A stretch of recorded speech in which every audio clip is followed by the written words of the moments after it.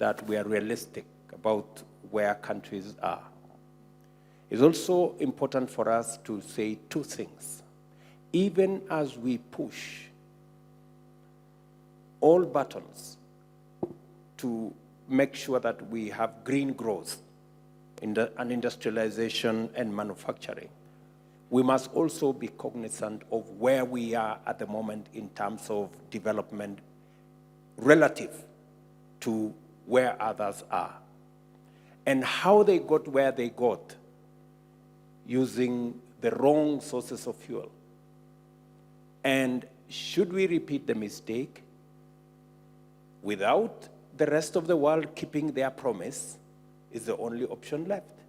So the rest of the world must live up to the commitments, whether it is the SDRs, whether it is the loss and damage, whether it is what was committed in Paris.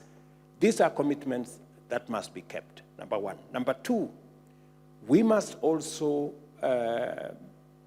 invest in clean energy. Today, only 1% of resources invested in green energy is invested in Africa. So it needs to be scaled up, in our estimate, to 10% by 2028 and to 40% by 2050.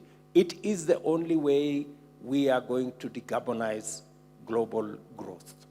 So these are very important aspects as we discuss the carbon transition.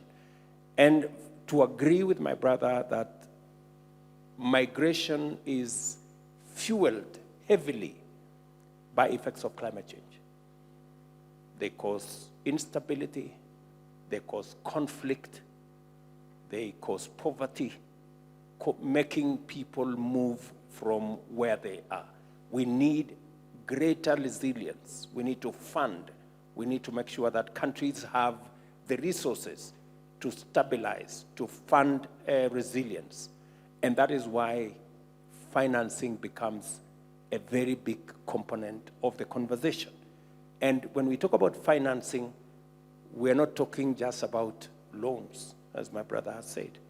And especially if we are getting loans 5 times more expensively than others. And that's why the conversation around financing is very important. And that's why I'm very happy that this summit of young people is saying, let's have a conversation about a green bank, where new ideas, new concepts, new shareholders will have a conversation.